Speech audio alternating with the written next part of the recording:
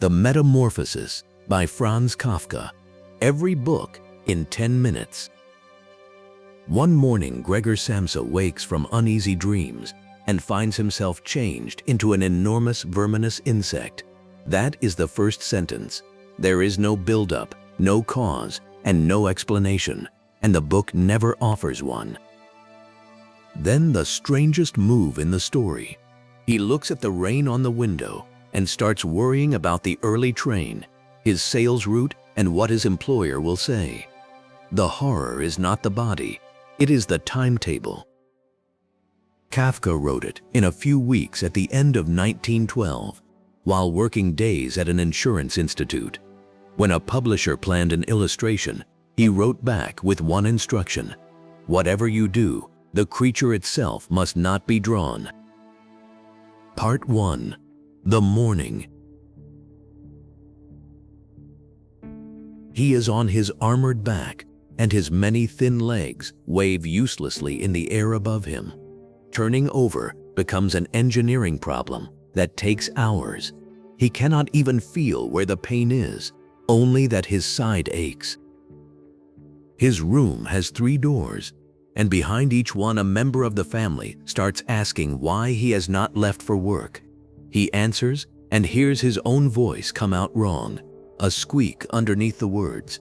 Nobody understands him again after this. It is 7:15, and his firm has already dispatched the chief clerk to the flat. The man stands in the hall and lectures the closed door about missed trains, poor performance, and rumors of stolen money. Gregor works the lock with his jaws and drags himself into the doorway to explain that he will be at the office by 8. The clerk backs away and runs down the stairs. His mother screams and falls. His father picks up a stick. The father hisses like a wild man and herds him back through the doorway, and Gregor, too wide for it, tears his own side on the frame. Blood marks the wood. The door is slammed and locked behind him. It matters that Gregor was the only earner. His father's business collapsed years ago, and Gregor took a job he hates to pay off his father's debt to that same employer. Everyone in the flat lives on his commission. Part 2. The Family. His sister Greet takes charge of him. She puts down milk, which he loved and now cannot stand, and later learns to bring old cheese, dry vegetables, and food half rotten, which he eats gratefully in the dark. He drags a sheet over himself under the couch so that she will not have to see him when she comes in. This is the deepest thing in the book.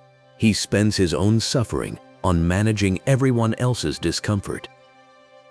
Listening through the door, he learns that the family has savings his father never mentioned, and that his years of hated work were not entirely necessary. He feels a flicker of resentment, then loses it, and goes back to being useful in silence.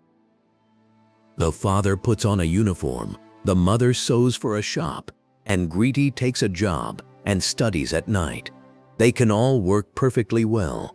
The tram takes them out in the morning, and they come home too tired to speak. Greet decides he needs space to crawl and starts removing his furniture, which quietly removes his history from the room.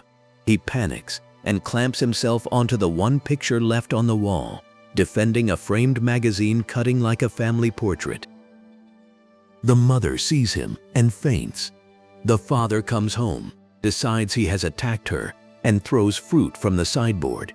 One apple strikes his back and sinks in. Nobody removes it. It stays there and rots, and his legs begin to fail.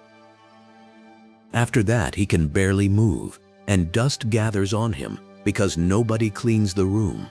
In the evenings, they leave his door open so he can watch the lit room, and he lies in the dark, filling with a grievance he never voices. Part 3. The Lodgers. To bring in money, the family rents rooms to 3 humorless gentlemen who eat their dinner in the middle of the flat and inspect everything. Gregor becomes a secret to be kept, and his room becomes the place where junk is stored. One evening, Greet plays her violin for the lodgers, who quickly get bored. Gregor, who cannot understand music any more than he understands anything, is drawn out of his room across the floor, further than he has come in months. The lodgers spot him and are delighted to have a grievance. They give notice on the spot and announce that they will not pay for the time they have lived in such conditions. The family stands there, holding the ruin of the arrangement. Greet, who fed him for months, says the thing that ends him. It must go. This creature is not her brother, she says, and if it were, it would have left long ago and spared them. Her parents agree without much argument. He crawls back to his room, turning painfully, and thinks about his family without anger.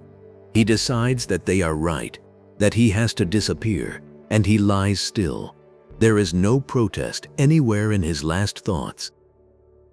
He dies as the sky goes pale, with the apple still in his back. The cleaning woman finds him, calls it out to the family as a piece of news, and the father's first response is to thank God. Part 4. Why it will not let go. Then the family takes a tram out to the countryside, and the tone changes completely. They discuss their jobs, their prospects, and a better flat. They notice that Greet has grown into a good-looking young woman and start thinking about a husband for her. Nothing in the book is crueler than this. The obstacle has been removed, and the family is improving. Kafka gives the last paragraph to their relief and lets the reader work out what has just been described. Kafka's instruction to his publisher is the key to the book. We never get a clear description because the creature is not the subject. What we watch is the reaction, how quickly love turns into logistics and logistics into disgust. Read once, it is surreal. Read again, it is ordinary. A person stops producing value, and a household adapts around him. Pity first, then routine, then resentment, then the question of how long this can go on. Kafka spent his days in an office he found deadening, and lived with a father he described in a long unsent letter as a man whose approval was impossible to earn. He asked a friend to burn his manuscripts. The friend published them instead. People forget that Kafka is a comic writer. The chief clerk lecturing a locked door, the salesman worrying about his boss while lying on his back, are jokes with a knife in them. Friends said he laughed while reading it aloud. It never argues. It states an impossible fact in a flat clerical voice and moves straight on to practical matters. That tone is the whole invention, and it is why a story about an insect has outlasted almost everything written around it. Next time, a captain who has lost a leg to a whale and will spend a whole ocean getting even. The greatest and strangest sea novel ever written. Moby Dick by Herman Melville. Every book in 10 minutes.